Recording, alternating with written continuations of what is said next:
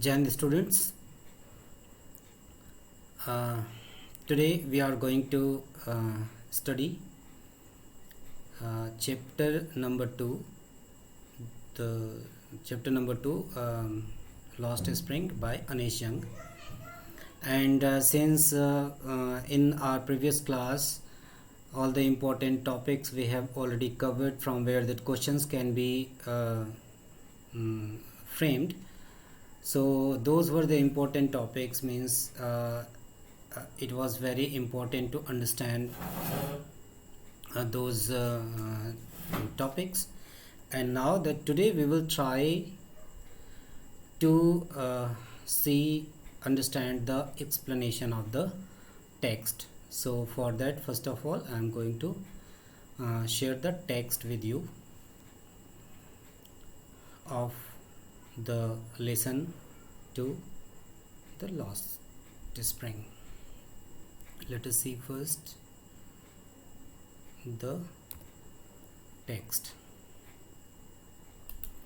So here it is, that about the author. When we see that this is the Lost Spring, stories of stolen childhood means actually that this is stories of stolen childhood, means it is the collection of the stories. This is one of the stories from where that poor children have to lose their childhood. Poor children lose the spring of their life, means the best period of their life. And now about the author we have already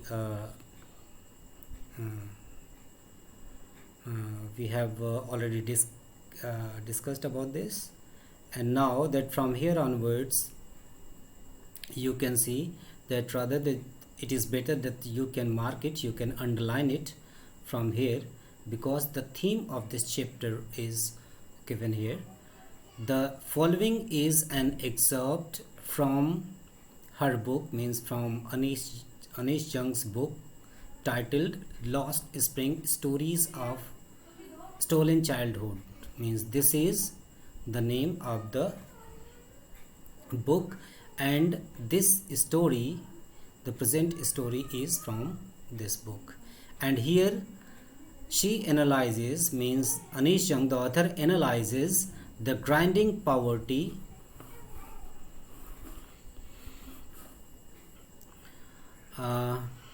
in this story, that Anish Young, the author, analyzes the grinding poverty and traditions which condemn these children to a life of exploitation.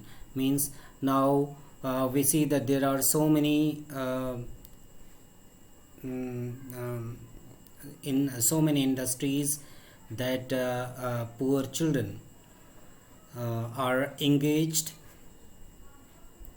And since means at the time that when they should go to school, because that is the childhood seems to be the best part of our life, and in that part generally children go to school and they study and they enjoy their life. But there are some children that who are called child labor, and at that time in their childhood where they should go to school, they should take education and they should enjoy their life without any burden, without any responsibility. They have to carry the burden of the family. They become the earning members of their family, and they spend their childhood in working hard and earning money and shouldering the responsibilities of the family. In this way they could not enjoy the best part of their life, that is childhood seems to be the golden period of one's life, but these children are deprived of that most beautiful period, means that is the childhood. Now let us see that what happens in the story. that who are those children and how they are being exploited. And here the author analyzes the grinding poverty and traditions which condemn these children to a life of exploitation. How? Let us see through this chapter. And these are the words, keywords and phrases, and it is better that you can write the meaning of these words in your notebook, and also understand, learn the meaning of these words and phrases. Now let us see that sometimes I find a rupee in the garbage. This is a statement of a poor rag picker, Sahib Alam, means Sahib. As we know that the story is divided into two parts. The first part belonged to Sahib Alam, Sahib, who is a rag picker from Simapuri, and the second part is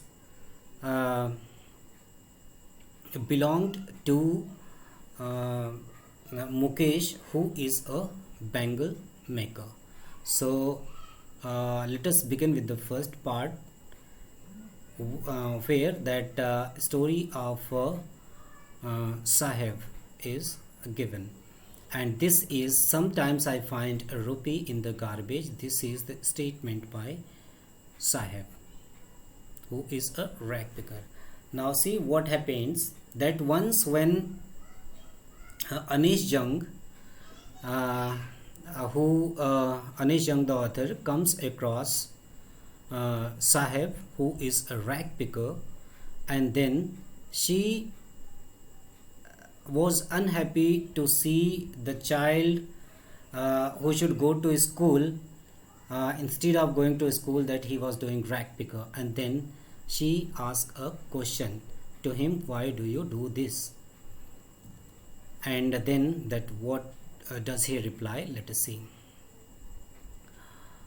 When she says that means why do you do this, I ask Sahib, whom I encounter every morning scrounging for gold in the garbage dumps of my neighborhood. Now Anish Jung, I means the Anish Jung, the author, the writer, that she comes across Sahib once, and then she asks him, why do you do this, means why do you do rag picking? And she says that every morning she encounters every morning scrounging for gold in the garbage dumps of my neighborhood. And she comes across, she see that the child Sahib, every morning that he was doing rag picking, and he was scrounging, he was searching for gold. Searching for gold means he was searching for something valuable in the garbage dumps in her neighborhood. And Sahib left his home long ago. And she tells here about Sahib, that who was Sahib and from where he comes. That Sahib left his home long ago. Now the author says that Sahib left his home long ago, means many years back that he had left his home, and which was set amidst the green fields of Dhaka. His home is not even a distant memory, and his home was there in Dhaka, Bangladesh, and where he has his own house, and he has his green fields, his fields also. His land and his house was there in Bangladesh and Dhaka, from where that he has come. And his home is not even a distant memory. But when she asks him that where was his home, he does not remember even anything about his home. There were many storms that swept away their fields and homes, his mother tells him. He doesn't know anything, so he was unable to tell.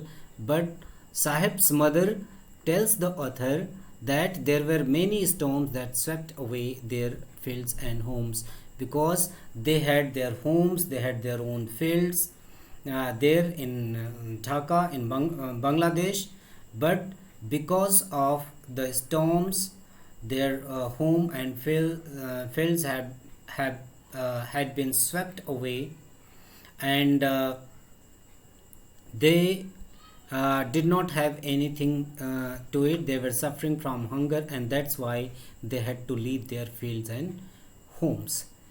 That's why they left looking for gold in the big city where he now lives. And that's why she tells, because they were starving there, they did not have anything to eat, means there was a problem in front of them for their survival, and that's why they had to leave their homes and their field. And they came here and settled down at Simapuri, means near Delhi, looking for gold in the big city, means looking for gold, looking for something valuable in the big city where he lives now. Big city means they live at Simapuri, which is very close to Delhi, in search of their food for their survival. I have nothing else to do, he mutters, looking away. And now that when Anish Jung asks him that why do you do this, means why do you do rag picking, when the author asked Sahib that why does he do rag picking, then he replies that I have nothing else to do, because he does not have any other job, any other work to do. That's why he does rag picking. He mutters, looking away. Go to school, I say glibly. Glibly means insincerely, means there was no sincerity in her question. Go to school, I say glibly, realizing immediately how hollow the advice must sound. Now, when she asked that you don't go to school, means she asked to him, does he go to school? But immediately she realizes that her question is insincere, because she knows at the time of going to school he is such a poor boy that at the time of the going to school that he is scrounging in the garbage, he is doing rag picking. So how can at that time he goes to school? The author realizes it. That's why she says that she asks glibly, means insincerely. There is no school in my neighborhood. But when she asked that does he go to school, then he replies that there is no school in his neighborhood, in the nearby area of his house there is no school. That's why he doesn't go to school. But he says further that when they build one, I will go. But he was hopeful to go to school. He is willing to go to school if any school builds in his neighborhood.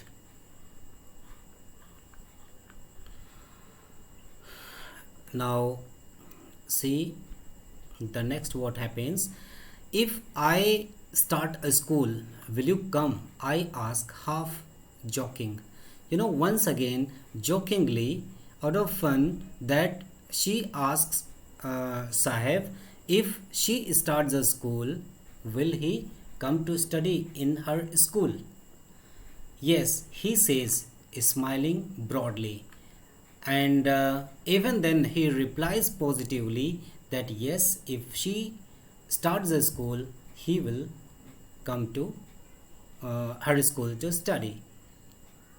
That means there is hope. Means he also desires for study, and he is hopeful about his study, but the circumstances does not allow him. His poverty does not allow him to go to school. A few days later, I see him running up to me. Is your school ready? And now that further, the author says that after a few days, that once when he saw her, then he came to her and asked, is your school ready, as she had promised? That he asks Aneshang whether her school is ready. It takes longer to build a school, I say, embarrassed at having made a promise that was not meant. And now she says that when he asks her the question that is her school ready,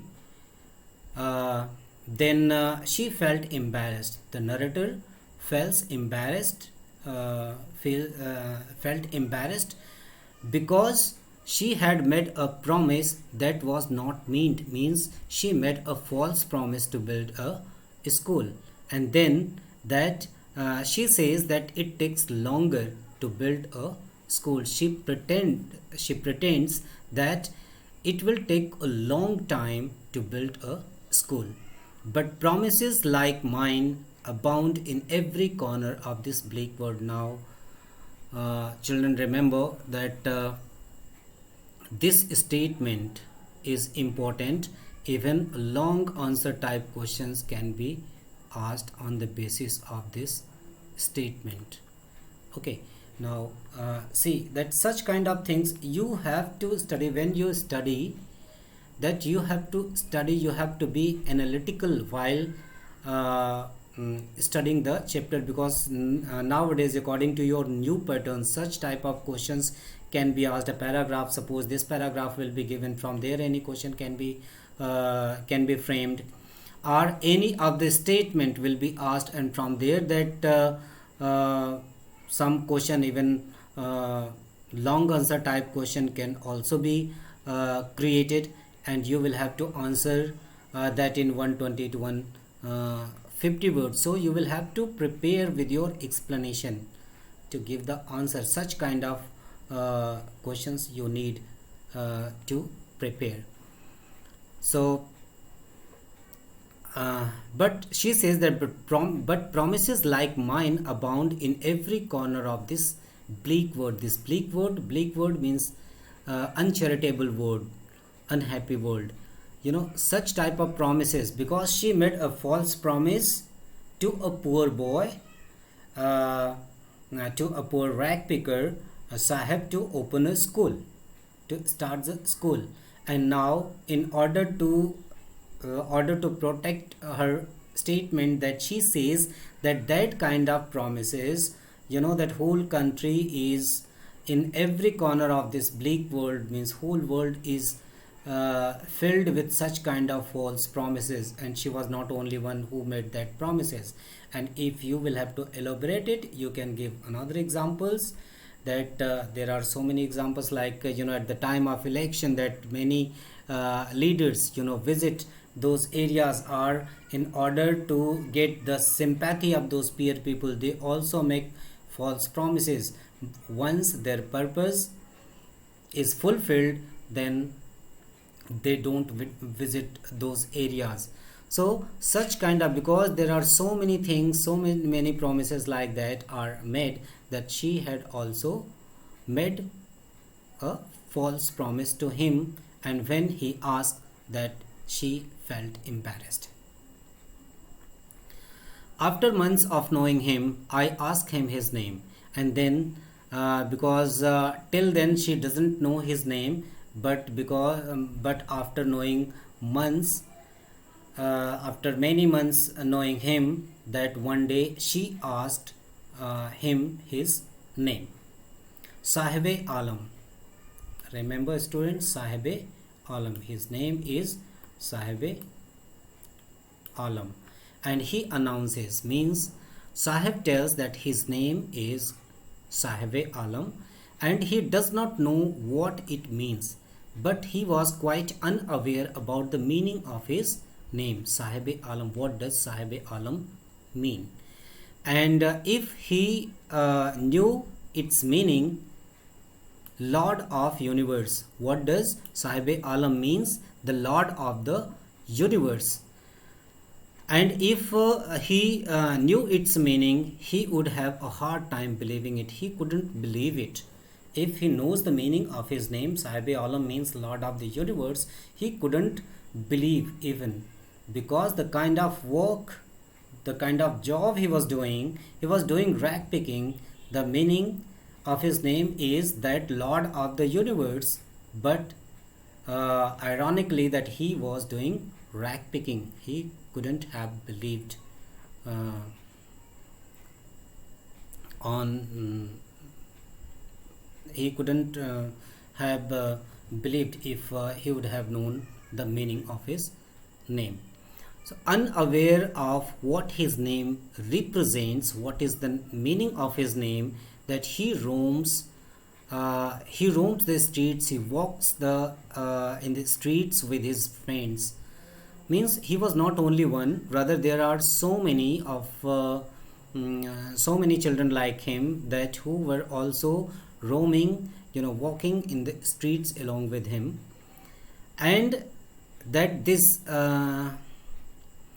he along with his friends were an army of barefoot boys who appear like the morning birds and disappear at the noon. Very beautifully she describes them, poetically she describes them, that they are a group of army, they are a group of army of barefoot boys that who appear like the morning bird. Just like the morning birds, they appear in the morning and disappear by the noon. Means they comes out from their homes and they do rag picking in different parts of the city, of the town, and then by noon they disappear, means they go back to their homes. Over the months I have come to recognize each of them, and it took months to the author to recognize each of the rag pickers. Why aren't you wearing chappals? And then she asked that why aren't you wearing chappals? I ask one. So one day to one of the rag pickers she asked that why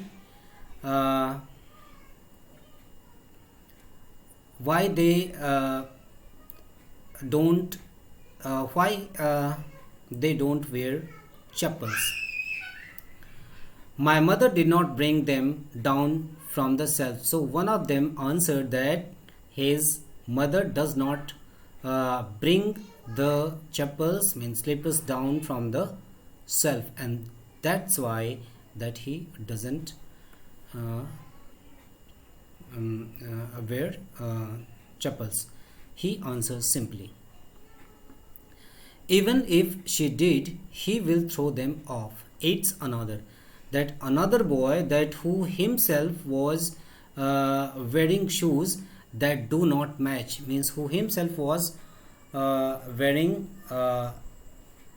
different shoes, unmatched shoes. He replies that even she did, he will throw them off. Even his mother gives him the chappals, he will not wear, rather he will throw them off.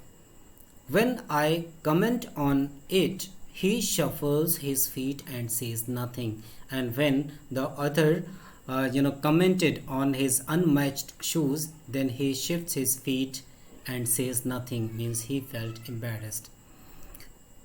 I want shoes, says a third boy who has never owned a pair all his life. And now the third rag picker boy replies that he wants shoes, and who has never owned a pair of his life, means throughout his life he had never wear a pair of shoes. Traveling across the country, I have seen children walking barefoot. Now, she is presenting the realistic picture of the poverty of those rag pickers. And then further the author says that she traveled across the country, and then she found uh, the children walking barefoot. There were so many children that who were walking barefoot, means without shoes or without chappals, in the country, in the cities, on the village roads, everywhere. She found that such kind of uh, people, such kind of children that who cannot afford even a pair of shoes or chappals to wear.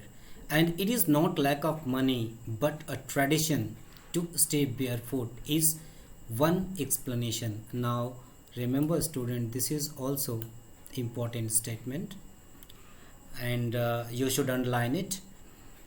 And she says that it is not lack of money but a tradition to stay barefoot is one explanation. When she tries to know the reason of those children walking barefoot, then that she came to know that someone told her that it is not lack of money but a tradition, means it has become the tradition of those rag pickers to remain barefoot. But this was one of the explanation she heard after asking the reason for remaining barefoot of those rag pickers. But she has a different view. She says that I wonder if this is only an excuse to explain away a perpetual state of poverty, a perpetual continuous state of poverty. But she was not agreed to that explanation that it is a tradition to stay barefoot, because she thinks she thinks that this is only an excuse to explain away the perpetual state of poverty. Actually that was not their tradition, rather that it is a perpetual state of poverty, because means they are so poor that they are unable to afford a pair of shoes, and that's why they remain barefoot. That was the reality what author feels. And now that further she describes that I remember a story, a man from Udupi from South India, that now she says that she remembers a story a man from Udupi once told me. Once there was a man from Udupi, there was a town Udupi, and from there was a man that who told her, and she remembers that story. And as a young boy she tells that story what that man from Udupi told to her. Now she tells that as a young boy he would go to school past an old temple where his father was a priest. When he was a child, that he used to go to school past an old temple. While he was going to school, there was a temple in the way, and where his father was a priest, and means he was the son of a priest, and he would stop briefly at the temple and pray for a pair of shoes.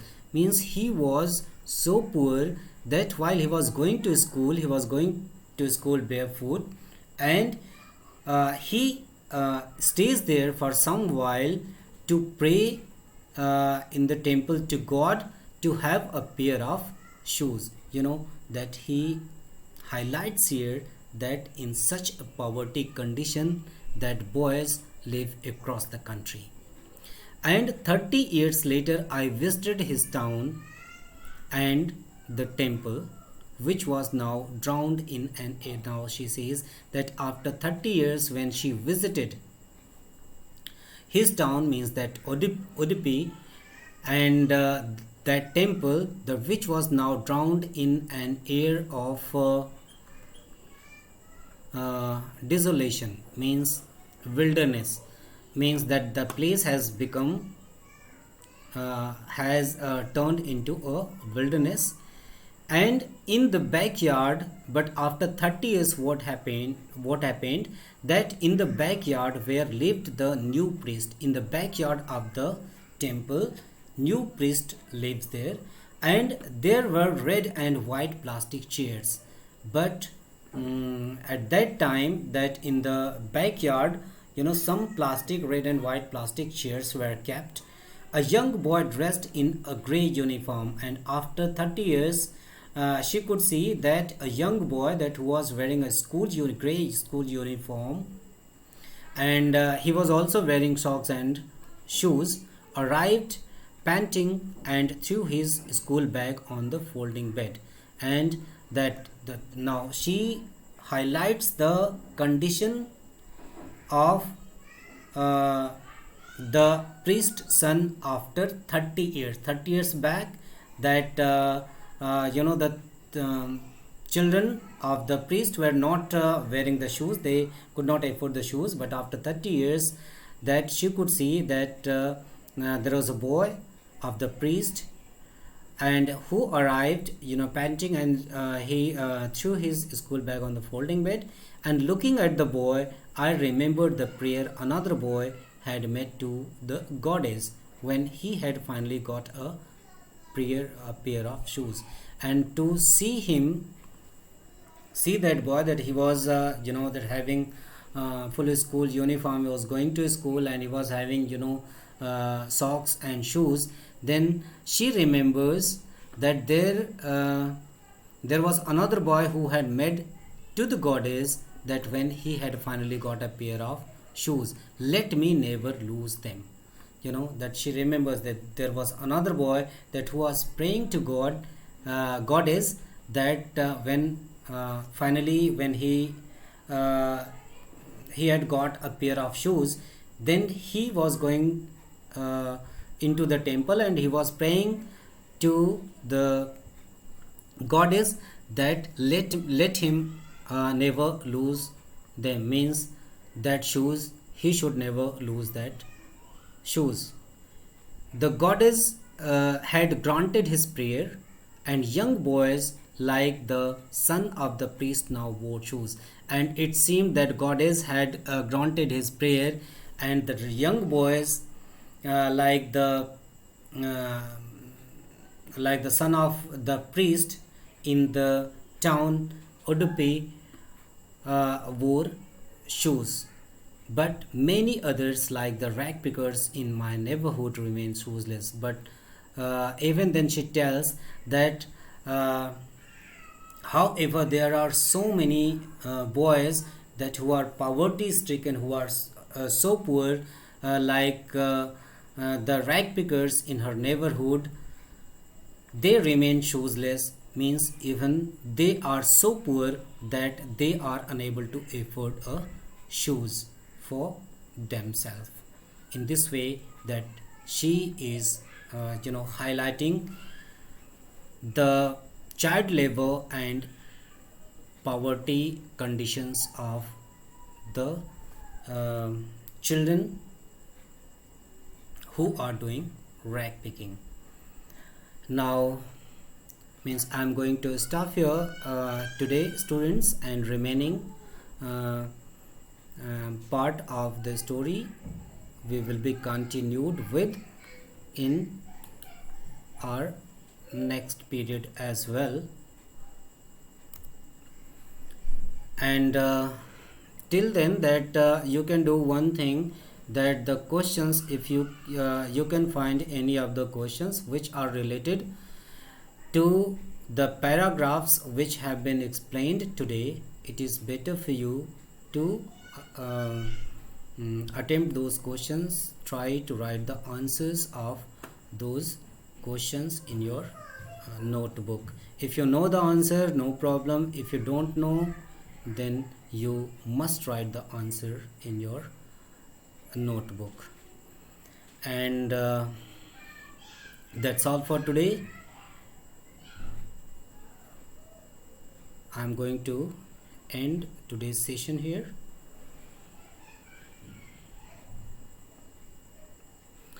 Thank you for joining me and have a good day.